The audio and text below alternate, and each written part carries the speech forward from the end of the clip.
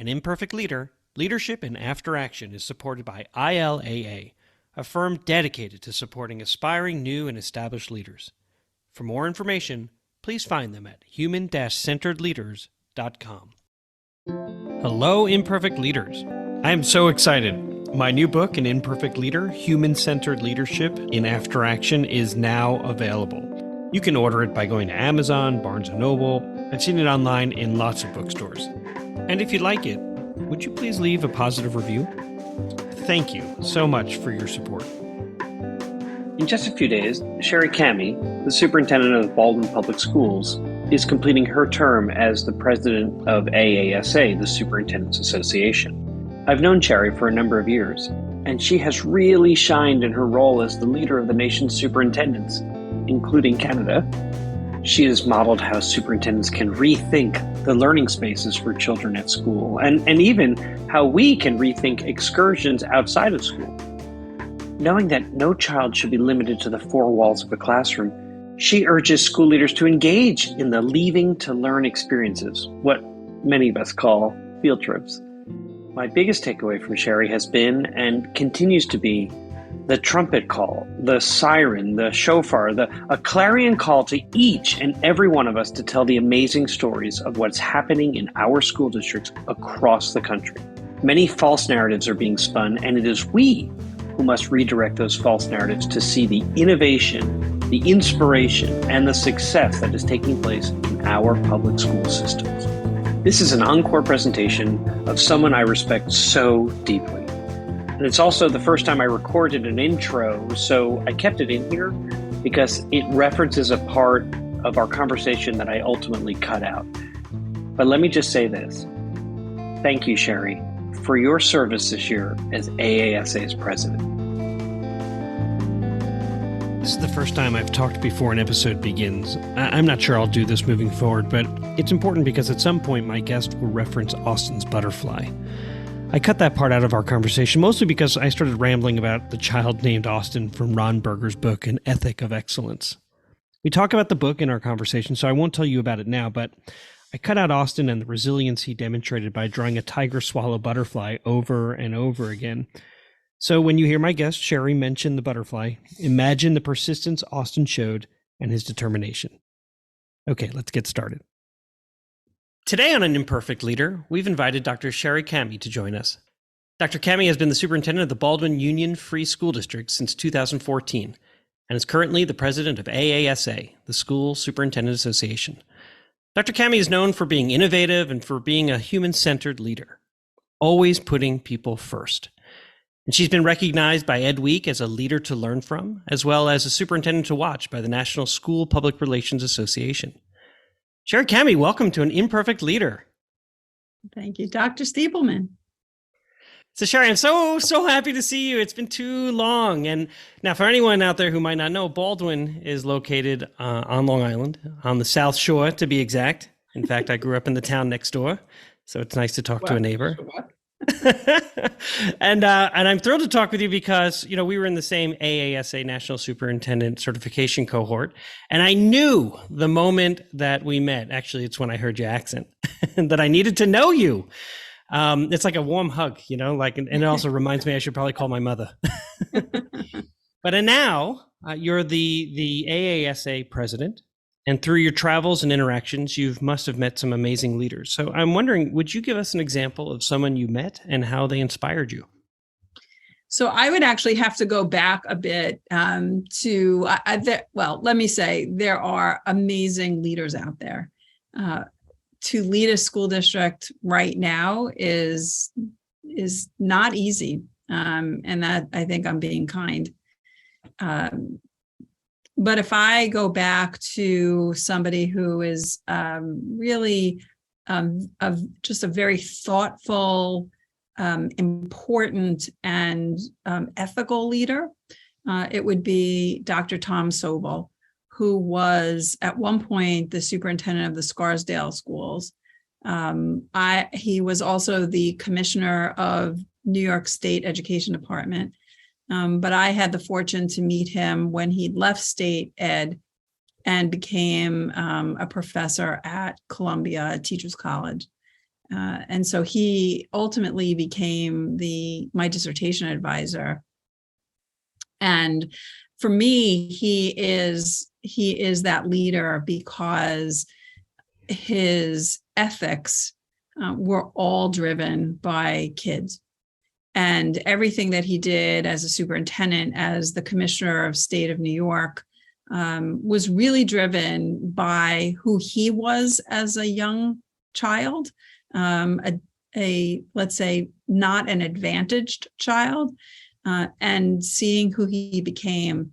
But the conversations the two of us would have were really around what it meant to be an ethical leader and what it meant to put children front and center and at the heart of every decision that you make. I imagine in your role right now, not just in Baldwin, but also with AASA, that he remains as sort of a gold standard in your head as you begin and continue to interact with leaders across the nation. It's quite a position that you're in right now to be able to learn from and share with leaders in every one of our states, including Canada. And so I'm certainly curious about that as well. So AASA is part of a group of national education associations. It's called the Learning First Alliance. So it's National Association of Secondary School Principals, National Association of Elementary School Principals, all of the national associations that have a link to education based out of Washington, D.C. are a collaborative called the Learning First Alliance. And this year, just actually about a month ago, we launched something called We're Here for the Kids. And the purpose of it is to really refocus why we do what we do. And it's because we're here for the kids. And to give educators, to give superintendents a very, very clear path forward. I'm sure you know public education is under attack everywhere. And public education is not only the great equalizer, but it really is the foundation of our democracy.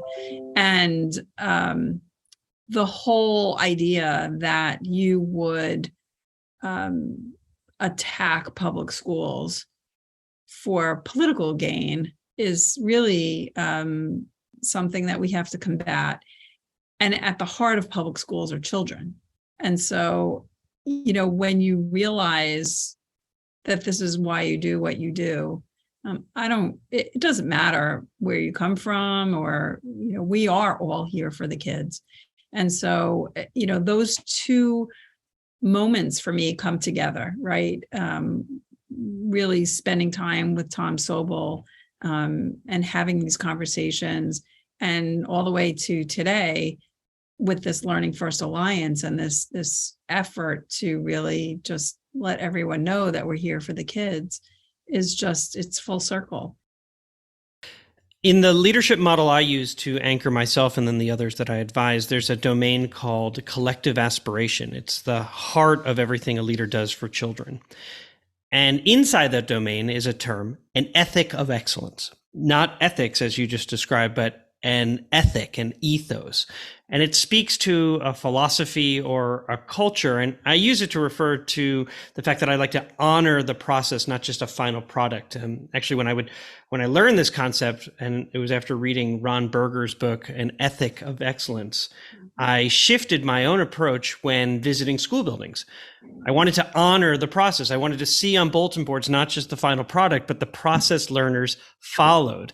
All the stages and examples of resiliency, all alongside that beautiful final product. And for those who are listening, Shari just turned back to an incredible bookshelf she has behind her and pulled that book off of her bookshelf, which just warms my heart. Because I say this because one of the things that you're known for is thinking about what spaces have looked like for children and a shift in what they could look like.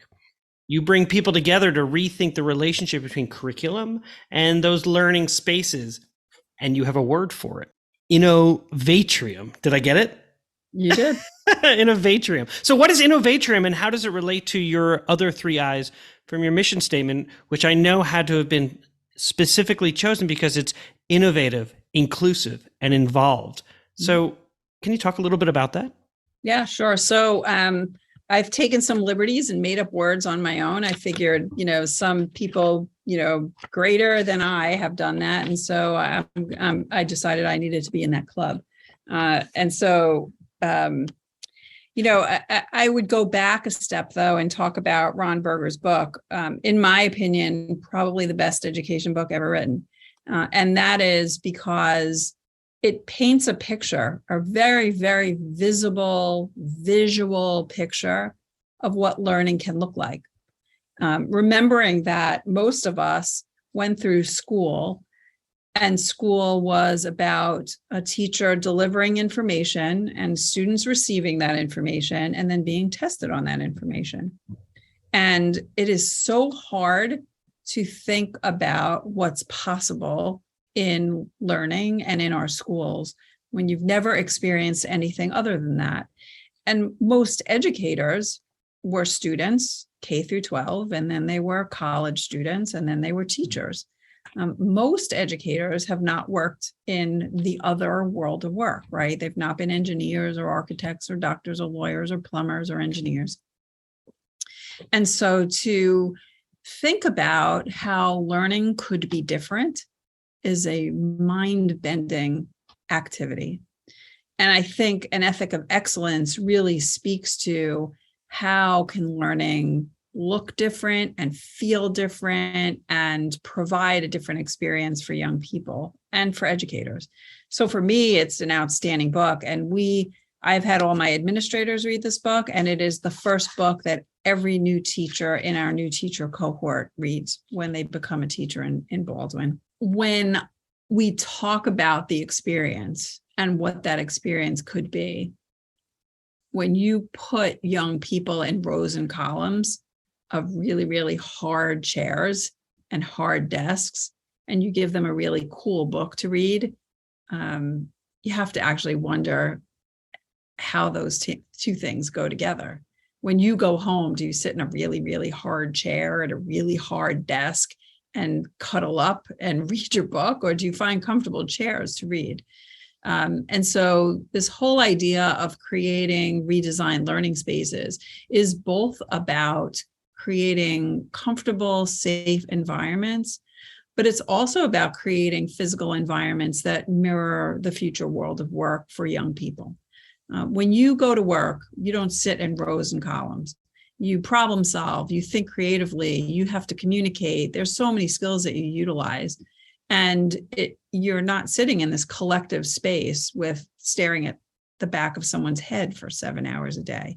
And so creating different learning spaces, and in some cases, innovatriums, was really a way to create a physical space that mirrored the kind of learning that we expect from our young people, which is learning that requires you to think and requires you to solve problems and to work with the people around you. And so that is the inclusive part. It's about everyone being an equal partner in the learning. But yeah, we are innovative in the way we think about learning. We are inclusive in that way because we include everyone. And we're involved because our young people are very much ethical, civic-minded young people.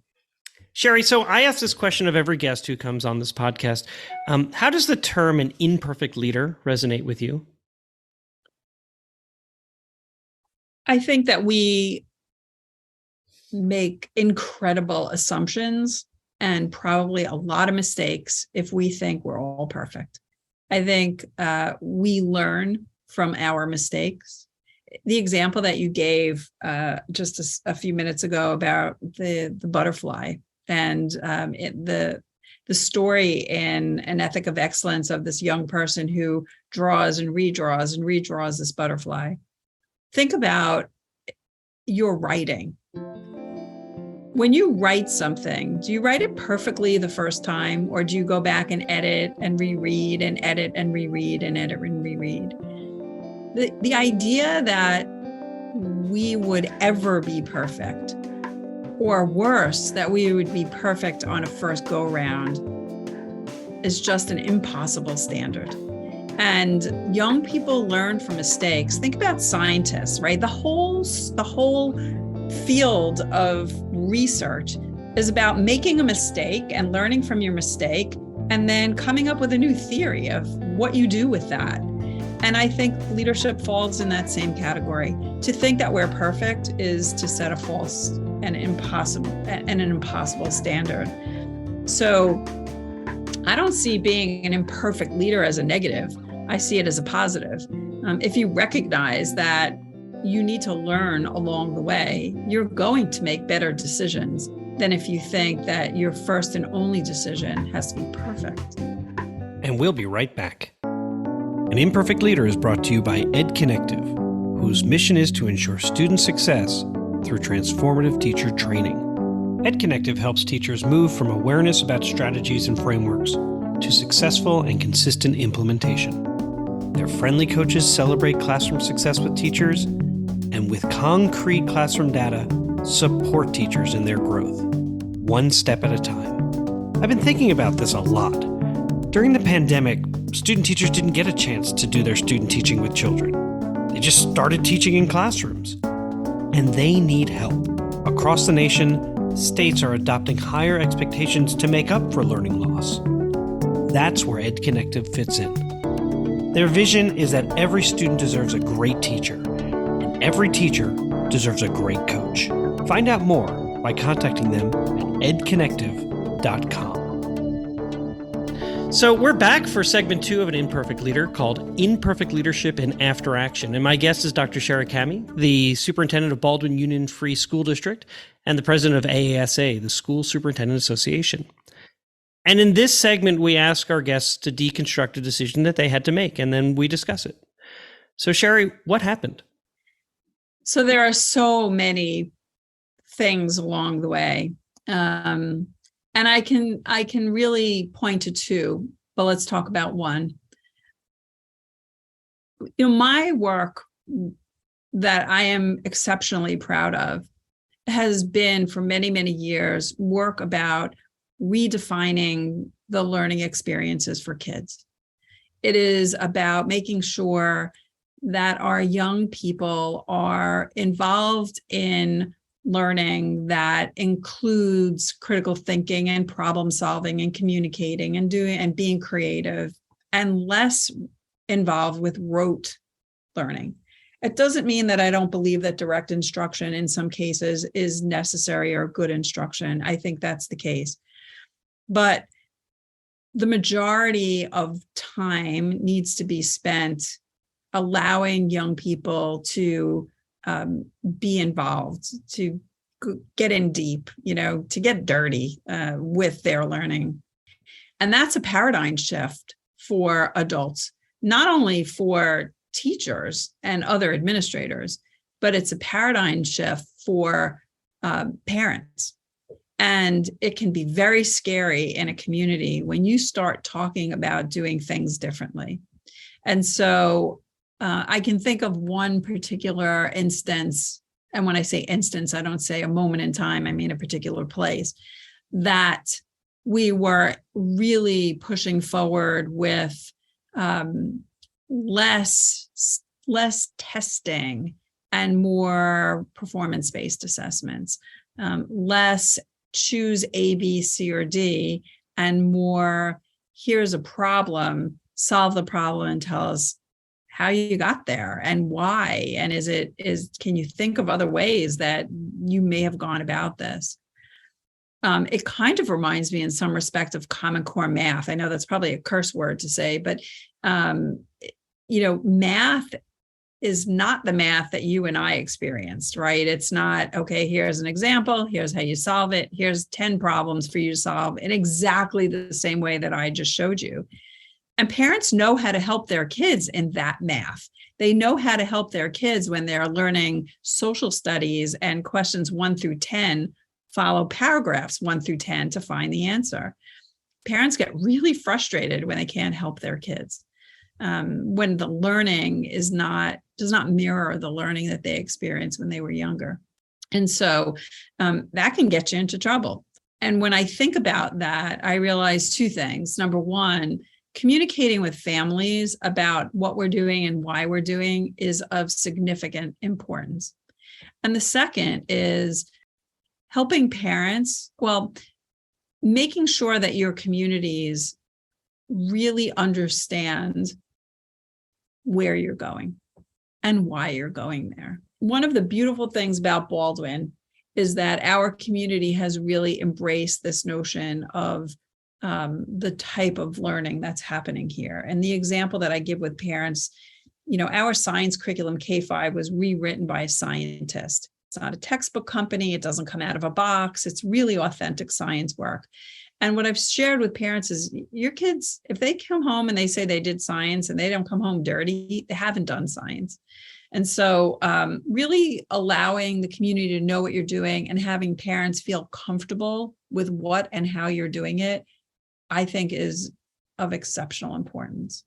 What I hear you saying is that as a leader, one of our jobs is to think about the learning experiences of children, not just what they're learning, but how they learn, and making that very individualized in terms of how children learn. And the example you've given is a shift, or at least an expansion of what the definition of learning, to include not just knowledge, but rather a problem-based approach in terms of children being presented a problem and then demonstrating what they know and demonstrating how they arrive at that solution through a very thoughtful process. And I'm curious, as you became a leader, for the community to see that that shift is important for their children, what got overlooked as you began doing that work? So here is what I think is fundamental to the process.